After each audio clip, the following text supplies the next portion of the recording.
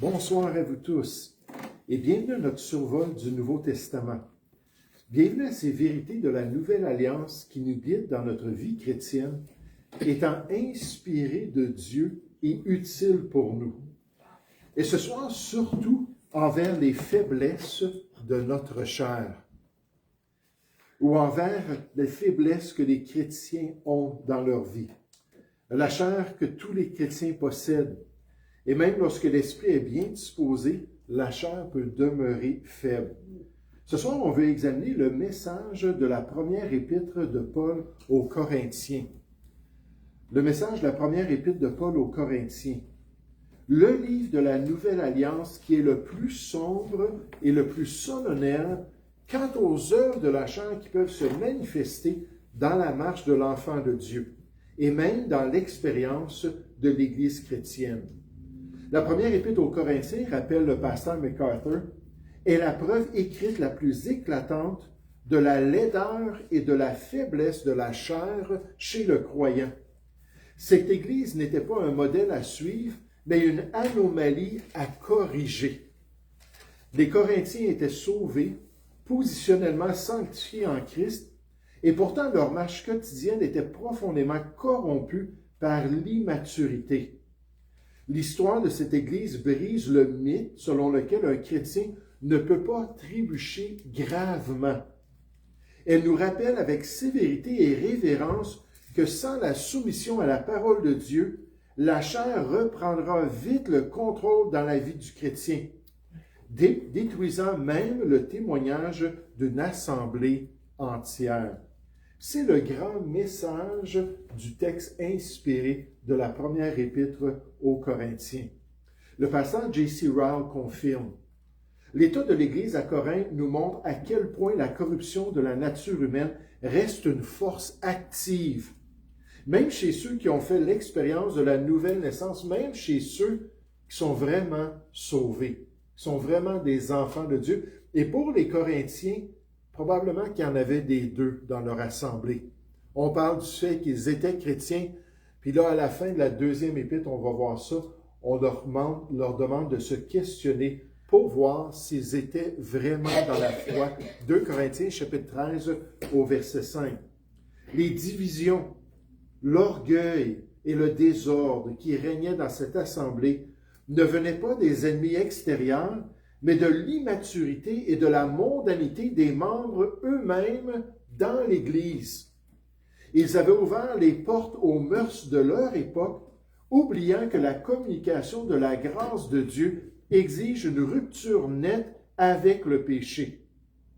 La première épître aux Corinthiens n'a pas été préservée pour nous décourager, mais pour agir comme un phare d'avertissement envers notre propre vie chrétienne, mais nécessairement envers la vie de l'Église, envers tout le potentiel du chrétien charnel et son influence.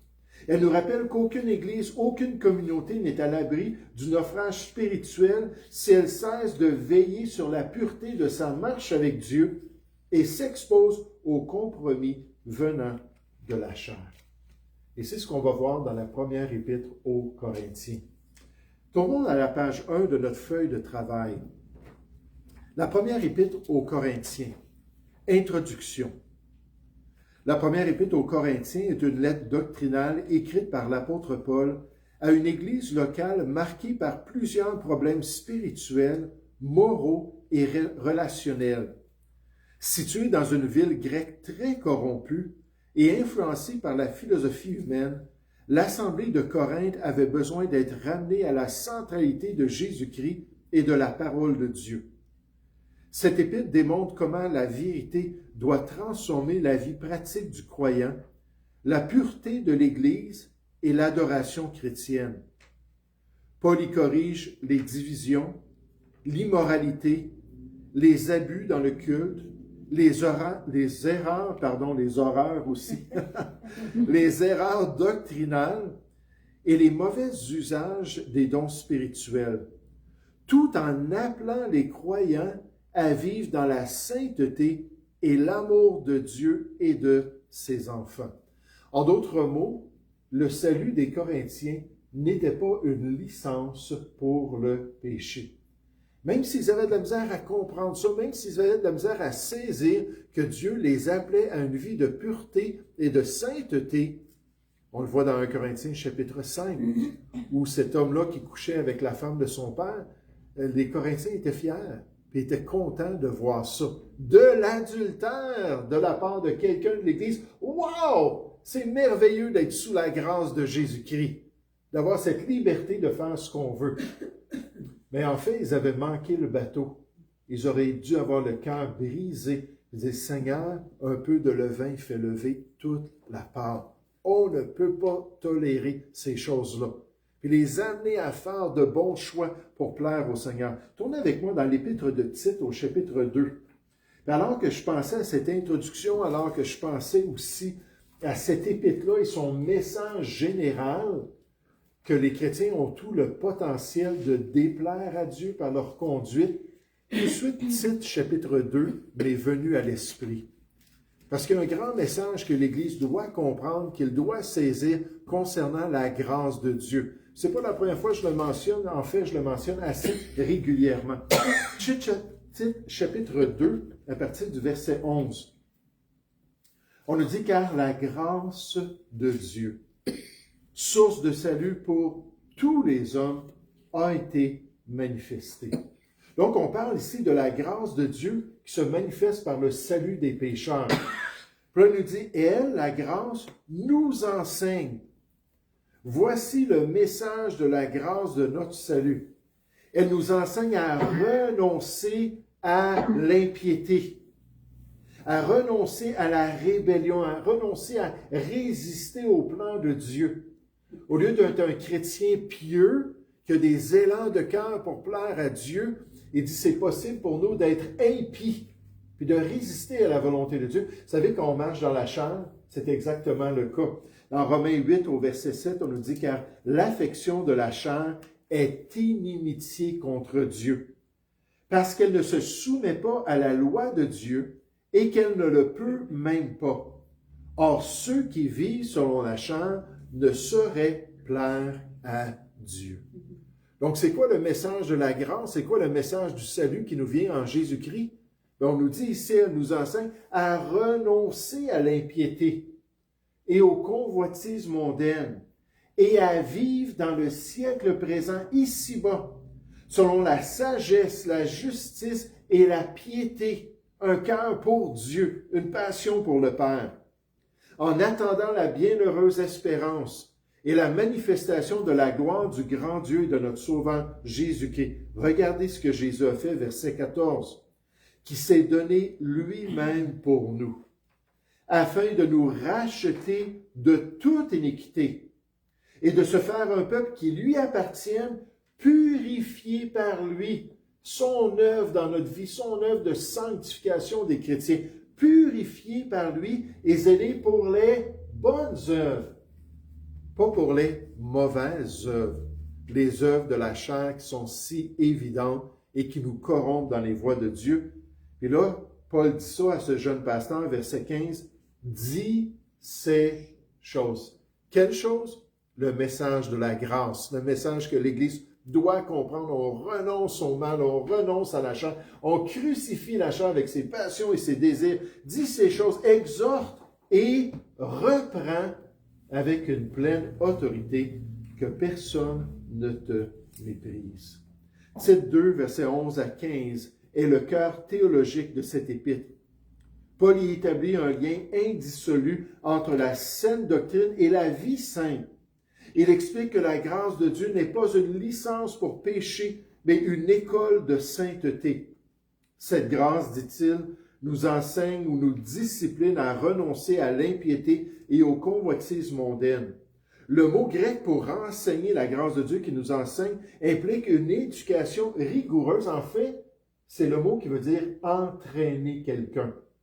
Vraiment le former pour vivre dans la justice de Dieu, pour accomplir le plan de Dieu. La grâce ne fait pas que nous sauver de l'enfer. Elle nous transforme ici et maintenant pour que nous vivions dans le siècle présent selon la justice et la piété. Un examen correct et juste de ce passage montre que quiconque prétend avoir reçu la grâce de Dieu mais continuent à marcher selon la chair et le compromis, dément la vérité de l'Évangile.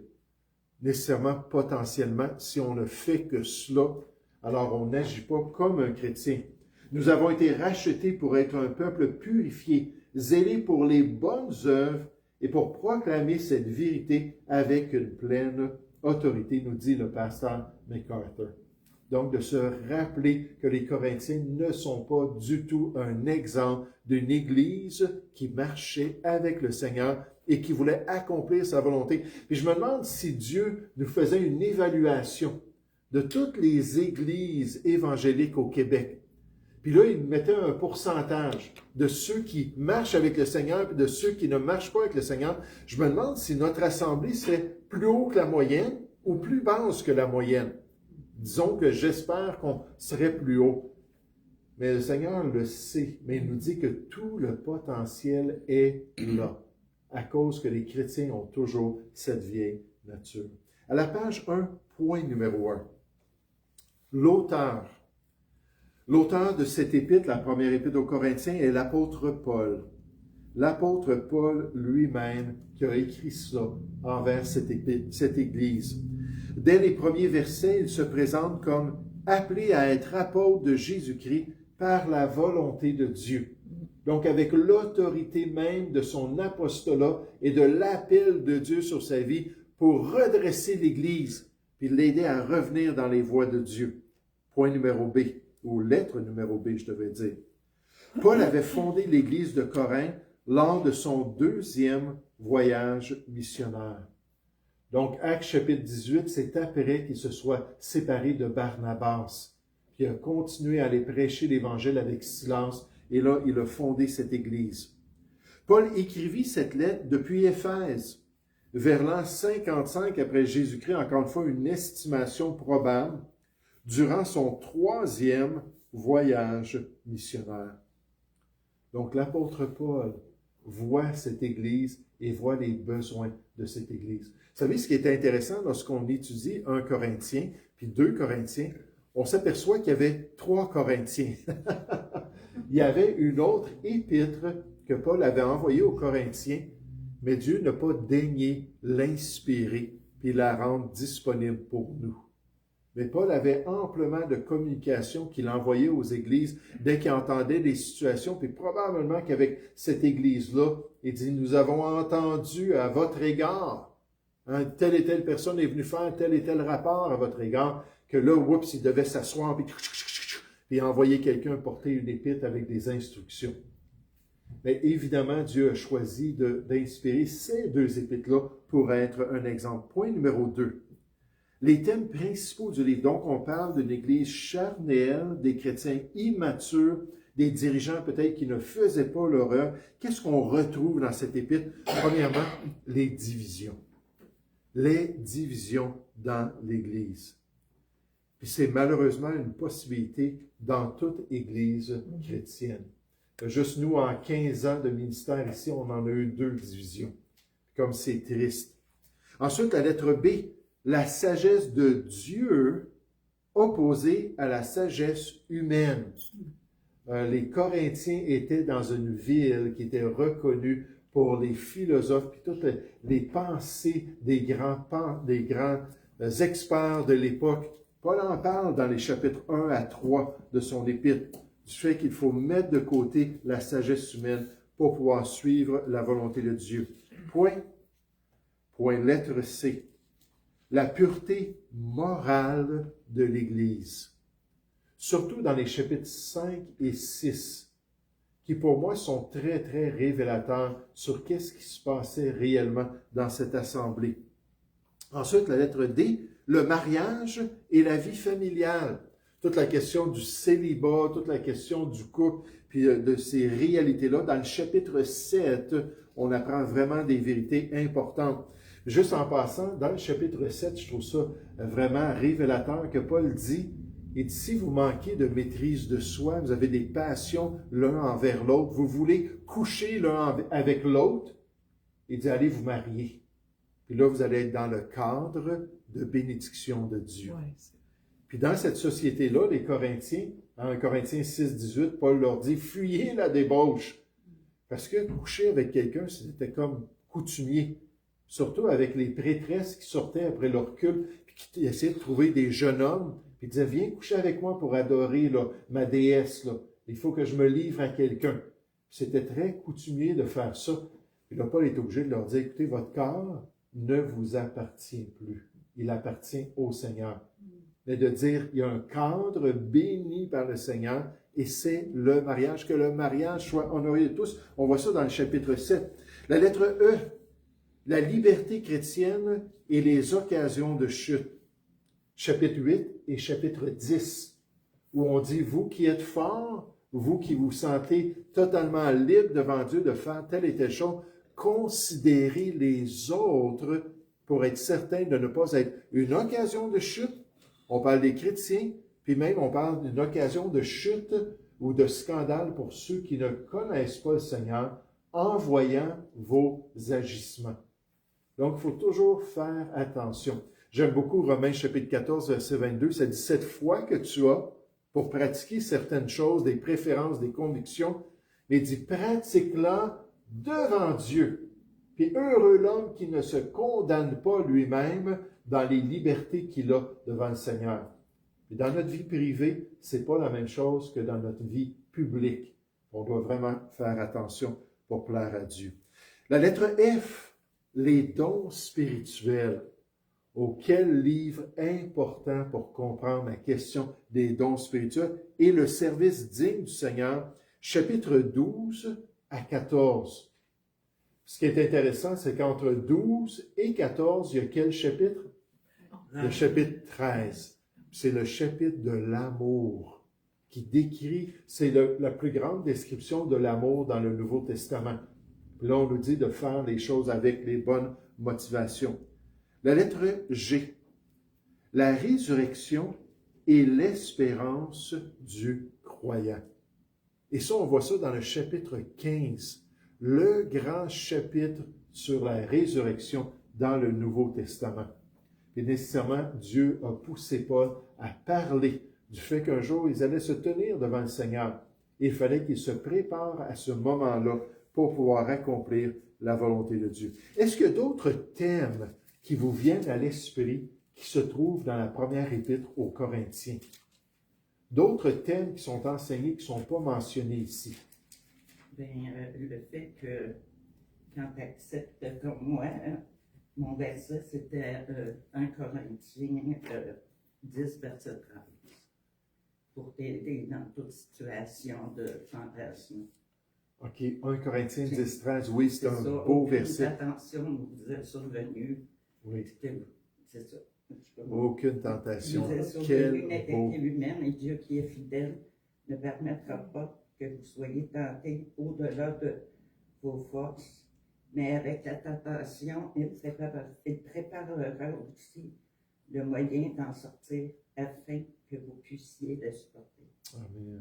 Donc, dans 1 Corinthiens, chapitre 10, Paul aborde la question d'Israël et du fait que le peuple juif s'est détourné de la volonté de Dieu. Puis là, il dit ces choses-là ont été écrites pour notre instruction, pour notre exemple. Puis là, il dit ne vous livrez pas comme eux à la débauche, puis à l'idolâtrie, toutes ces choses-là. Puis là, la belle promesse du verset 13, 1 Corinthiens 10, 13, c'est qu'il n'y aura jamais rien de trop fort, de trop difficile pour nous. Mon pasteur nous enseignait toujours 1 Corinthiens 10, 13, il disait, ne justifiez pas votre péché. Ne faites pas la victime. Ah, mais j'avais pas le choix, c'était trop difficile, je pouvais pas résister. Dieu dit non, il ne permettra jamais que ce soit trop grand dans notre vie. Au contraire, il nous encourage à résister. Un beau sujet, un beau verset aussi. Est-ce qu'il y avait une autre main pour un autre terme? Bien, ça parle de l'homme naturel, l'homme animal. Oui. Ça irait, j'imagine, dans la sagesse de Dieu opposée à la sagesse humaine. Oui, mais c'est un aspect d'un Corinthiens chapitre 2 où on nous dit que nous, on n'a pas reçu l'esprit du monde, mais l'esprit qui vient de Dieu pour qu'on connaisse les choses que Dieu nous a données. Puis là, ça dit qu'on en parle avec un langage spirituel, puis c'est la sagesse que Dieu a donnée aux croyants. Puis là, en descendant dans tout cela, en disant qu'on peut avoir du discernement pour comprendre les voies de Dieu, on met ça en contraste, puis on dit, mais l'homme naturel, lui, n'accepte pas les choses de l'Esprit de Dieu, car elles sont une folie pour lui. Il ne peut les connaître parce que c'est spirituellement, selon l'Esprit, qu'on peut connaître ces vérités-là. Pourquoi est-ce que les gens dans le monde, les non-sauvés, ne comprennent pas nos croyances, ne comprennent pas la vie qu'on est en train d'expérimenter en Jésus-Christ? Tout simplement parce qu'ils n'ont pas l'équipement spirituel. Je disais toujours ça à l'époque où les antennes paraboliques étaient très populaires sur les maisons. Hein. Tu veux voir l'équipe du Canadien jouer au hockey, ben là, ton antenne, il a vanté beaucoup, ton antenne est tassée un petit peu, ben, elle pointe plus vers le satellite. Oh non, je pourrais pas voir ma partie d'hockey. Là, il fallait aller placer l'antenne parabolique pour s'assurer de bien capter. Mais dans le fond, nous, on a l'antenne parabolique. Les gens du monde, on n'en a même pas. Donc, il n'y a rien à faire d'essayer de se connecter sur Dieu. Ça prend cette antenne-là. Nécessairement, ça prend le salut en Jésus-Christ et l'Esprit de Dieu. Point numéro 3. Les acteurs bibliques principaux de la première épître aux Corinthiens. Paul, l'auteur et père spirituel de l'Église de Corinthe. Vous allez voir pourquoi je mentionne cela. Nous, on n'accepte pas le rôle du pape, le Saint-Père. Puis nécessairement, on ne s'appelle pas, là, les pasteurs, on ne dit pas, comment est-ce qu'on disait ça quand j'étais jeune, là? Quand on parlait aux prêtres, on disait abbé tel et tel. Curé. Donc, abbé, ça veut dire père. Donc, puis on utilisait ces termes-là là, pour s'adresser à lui. Quand dans Matthieu chapitre 6, ça nous dit de n'appeler personne ici-bas votre père, à part un père physique, mais dans le sens là, de guide spirituel. Mais Paul dit que franchement, il a été l'instrument que Dieu a utilisé pour amener ces gens-là, comme un père aurait conçu des gens spirituellement. Mais il dit dans 1 Corinthiens 4 au verset 15, « Je vous ai engendré en Jésus-Christ par l'Évangile. » Donc, j'ai été l'instrument de votre nouvelle naissance grâce à l'Évangile de Dieu. C'est pas Paul qui avait sauvé ces gens-là, mais il avait proclamé le message puissant de l'Évangile. L'Esprit de Dieu avait convaincu leur cœur et ils étaient devenus de nouvelles créatures. Donc, il était comme leur père spirituel. L'apôtre Paul. La lettre B, nécessairement les croyants de Corinthe. C'est le grand sujet de cette épître. Une assemblée riche en dons spirituels, mais immature spirituellement. Dans 1 Corinthiens 1,5, Paul le dit, « Vous avez été comblés de toutes les richesses concernant la parole et la connaissance, le témoignage de Jésus-Christ étant fondé solidement au milieu de vous. » Une Église qui avait été grandement bénie par le Seigneur. 1 Corinthiens chapitre 1 au verset 5. Ensuite, la lettre C, Apollos. Bien qu'on ne le voit pas nécessairement dans l'épître, Apollos est un prédicateur éloquent, instruit dans la loi de Dieu, puissant dans les Écritures, qui était allé servir à Corinthe, d'après Actes chapitre 18, versets 24 à 28. Donc, il avait un rôle pour confondre les Juifs et démontrer que Jésus était le Sauveur. Donc, c'est un acteur dans la vie de cette Église. Pierre, ou Céphas, mentionné à l'occasion des divisions dans l'Église. Regardez avec moi 1 Corinthiens chapitre 1. Il y avait tellement de sujets qui rendaient les Corinthiens divisés. Ils n'étaient pas unis. Et là, si quelqu'un avait été évangélisé par Pierre, ou si quelqu'un avait été évangélisé par Apollos, ou quelqu'un avait été évangélisé par Paul, mais là, ça faisait des clics. Alors, tu sais, des fois, on rentre dans une assemblée, là, puis on le sent tout de suite, qu'il y a comme des clics. Puis là, on essaie de s'approcher de gens, puis ils sont très froids envers nous. Après ça, on essaie de s'approcher de d'autres personnes, puis ils sont très froids aussi. Puis là, on se dit, mon ami, où est l'amour chrétien dans cette assemblée? L'amour chrétien dans cette assemblée. Mais c'était ça à Corinthe. Ah, moi, c'est Céphas qui m'a amené au Seigneur ou qui a eu un rôle dans ma vie. Ou moi, c'est Paul, c'est Apollos, même quelqu'un a dit, moi, c'est Jésus-Christ qui a eu ce rôle-là. Paul a dit non, c'est pas le plan de Dieu de se diviser sur ces sujets. 1 Corinthiens, chapitre 1, verset 10. « Je vous exhorte, frères, par le nom de notre Seigneur Jésus-Christ, à tenir tous un même langage. Je vous encourage à parler et à avoir les mêmes sujets, les mêmes idées, à ne point avoir de division parmi vous, mais à être parfaitement unis. » Remarquez, ça c'est l'idéal de Dieu pour une église locale. Parfaitement unis, dans un même esprit et dans un même sentiment. D'avoir le même cœur pour les choses de Dieu. Verset 11, « Car mes frères, j'ai appris à votre sujet par les gens de Chloé, donc ils sont allés le mentionner à Paul, qu'il y a des disputes au milieu de vous. Je veux dire que chacun de vous parle ainsi. Moi, je suis de Paul. Moi, je suis d'Apollos. Moi, je suis de Céphas. Moi, je suis de Christ. Christ est-il divisé? Paul a-t-il été crucifié pour vous? Ou est-ce au nom de Paul que vous avez été baptisés? Il dit, vous êtes divisés, mais ce n'est pas bien, ce n'est pas le plan de Dieu. À la page 2 et au point 3e, les autres personnages de l'Épître. Stéphanas, un fidèle serviteur de l'Assemblée. Donc vraiment des colonnes dans l'œuvre de Dieu qui voulaient faire le bien quand la majorité des chrétiens marchaient et s'aboitaient. Ils ne suivaient pas correctement le Seigneur. Mais Stéphanas, lui, il a dit, peu importe, toi, suis-moi, Seigneur. Oui, je vais marcher dans tes voies, je vais accomplir ta volonté, puis je vais te glorifier. Ensuite, la lettre F, Timothée. Timothée, le collaborateur de Paul, envoyé auprès des Corinthiens. Il est allé les visiter, puis il a essayé de les encourager, puis de les soutenir dans les voies de Dieu. Les textes clés du livre, des textes importants. Premièrement, 1 Corinthiens, chapitre 1, au verset 18, qui nous parle de la puissance de l'Évangile pour ceux qui sont sauvés. Il dit le message, la prédication de la croix, c'est une folie pour les gens du monde, mais c'est une puissance pour le salut de ceux qui ont ouvert leur cœur. La lettre B, 1 Corinthiens 6, 19, on nous rappelle que notre corps est le temple du Saint-Esprit et il appartient à Dieu. Au verset 18, il a dit « Fuyez la débauche, fuyez toute cette corruption-là, intime ou sexuelle, je devrais dire. » Puis là, il dit « Mais regardez pourquoi.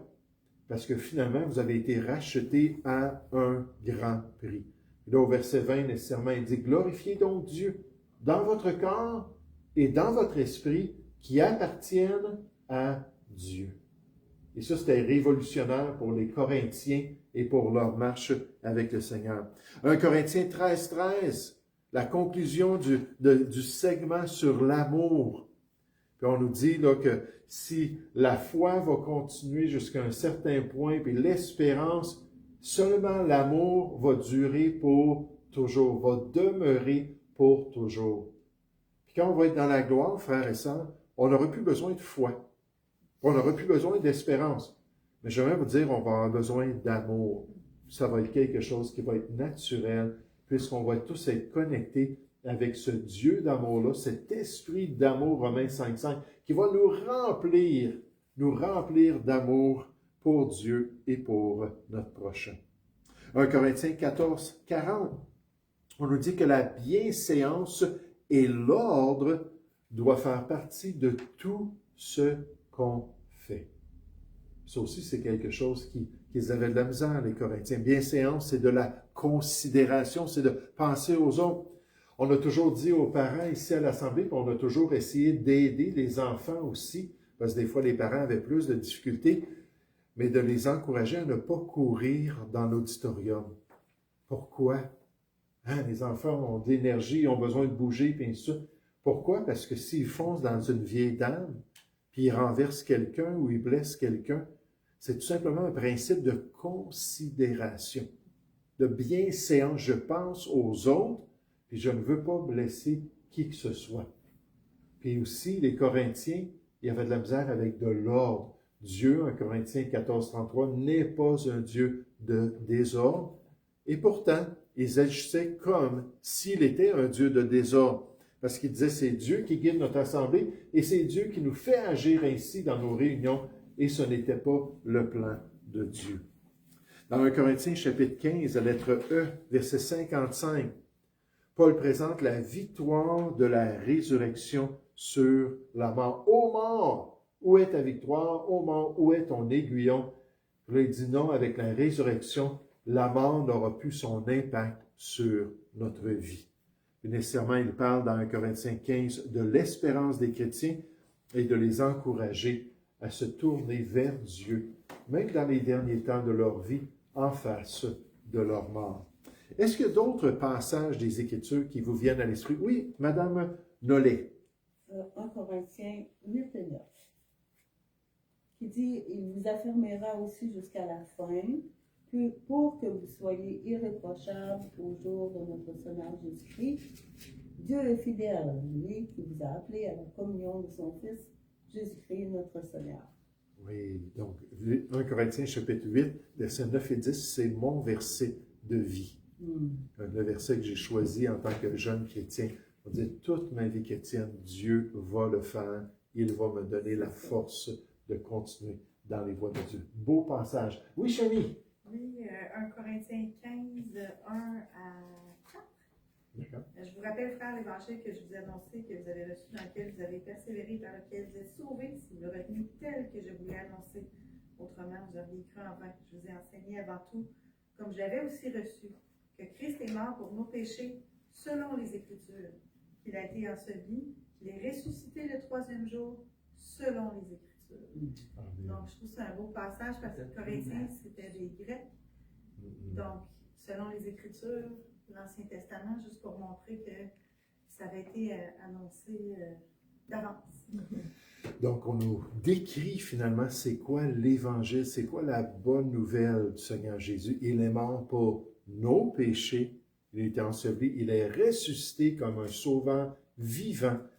Puis là, on dit aux Corinthiens, c'est ce que vous avez reçu et c'est ce qui vous a sauvé, parce que vous avez mis votre foi dans l'œuvre du Seigneur Jésus.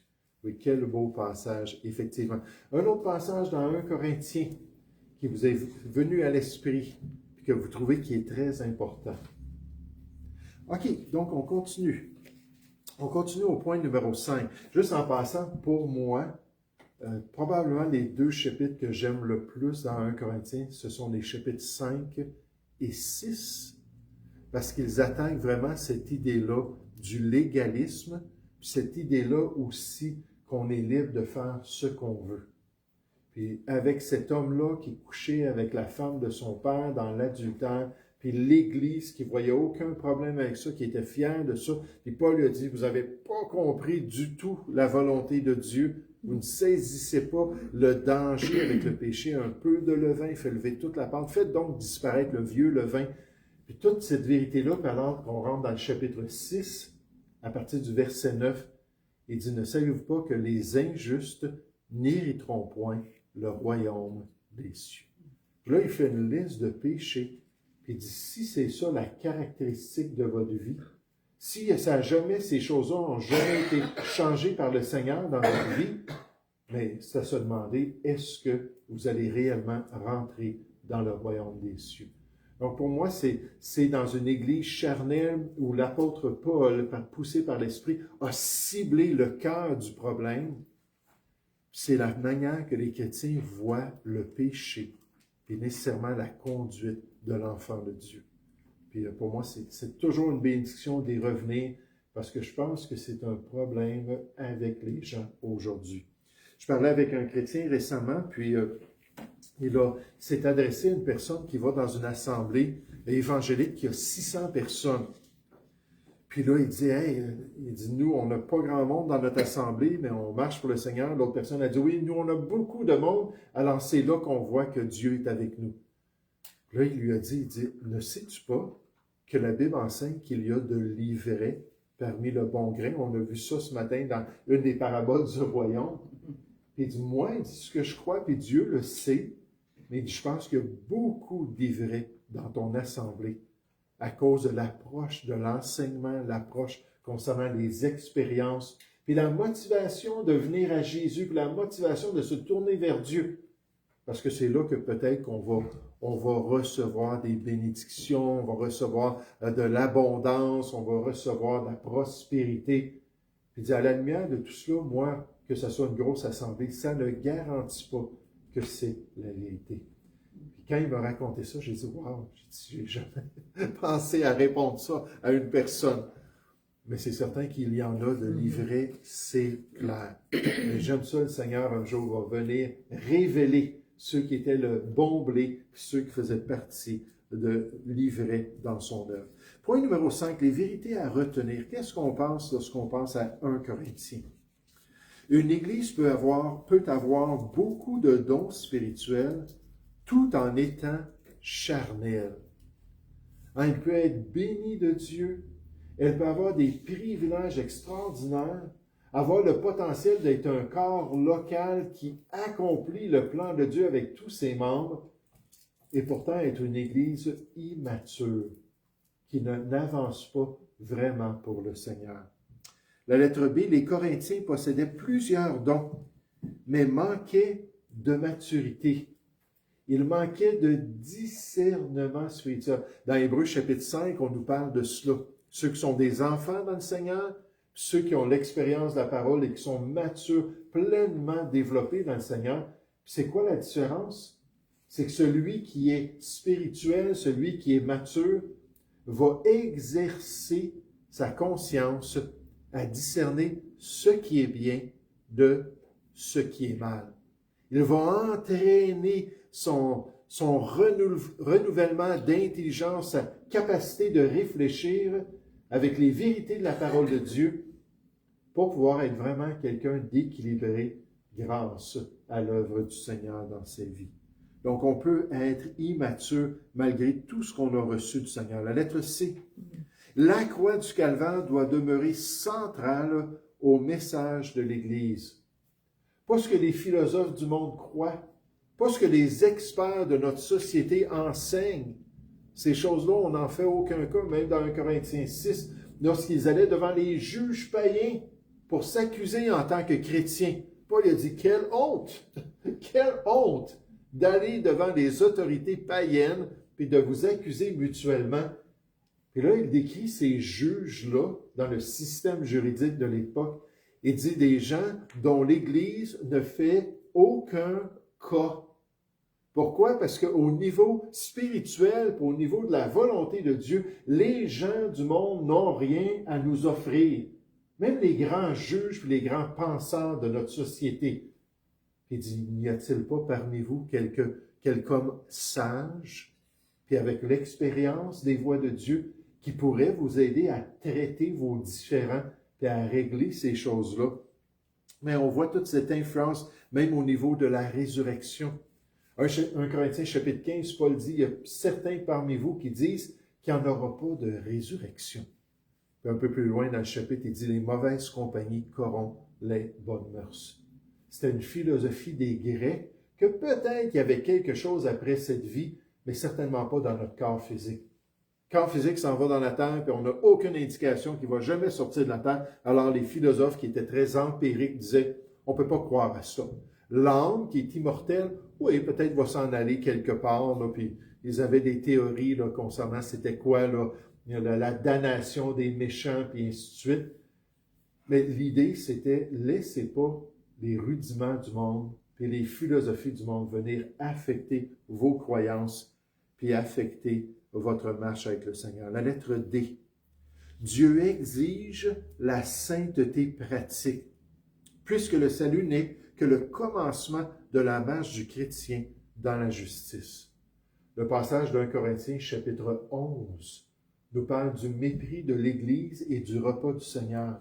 Je crois que c'est au verset 30 que l'apôtre Paul dit, « C'est pour cela qu'il y a parmi vous beaucoup d'infirmes et de malades et qu'un grand nombre sont morts. » Dieu a frappé sévèrement au milieu de vous parce que vous ne prenez pas à cœur de vivre correctement dans ses voies. Concernant cet homme-là, dans 1 Corinthiens chapitre 5, qui couchait avec l'épouse de son père, il a dit qu'un tel homme soit livré à Satan pour la destruction de la chair de son corps, afin que l'esprit soit sauvé pour le jour de Jésus-Christ.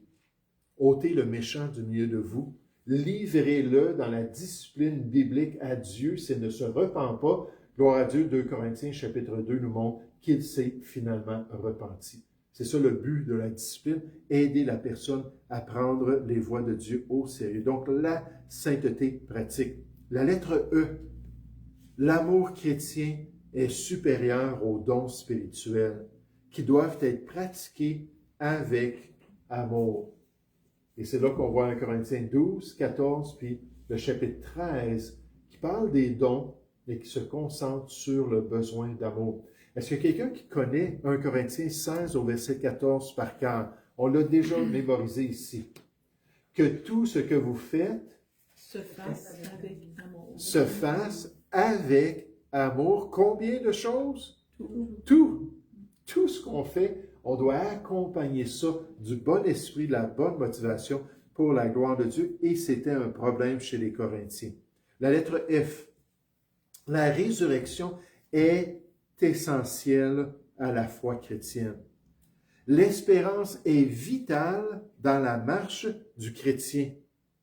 Donc, la pensée de l'éternité, la pensée des récompenses au tribunal de Christ, c'est une grande motivation que dans les deux épîtres, Paul ramène à la surface pour dire aux gens, écoutez, je vais vous encourager, peut-être ça va être pénible de vivre selon la justice et la sainteté de Dieu ici-bas, dans une société tellement corrompue, mais écoutez, il y a quelque chose qui s'en vient après cette vie. C'est pour ça qu'en Corinthiens 15, 58, ça termine le chapitre en disant qu'on ne travaille pas en vain dans le Seigneur. Que si on sert le Seigneur et on vit pour lui, mais dans l'éternité, on va avoir les résultats, on va avoir les récompenses. Le pasteur Warren Wiersbe confirme donc que notre espérance dans les récompenses futures au ciel n'est pas une forme d'égoïsme spirituel, mais le moteur de notre fidélité présente. J'aime beaucoup le pasteur Wiersbe. Des très belles images qu'il donne. Donc, on a un moteur pour notre fidélité et c'est notre espérance.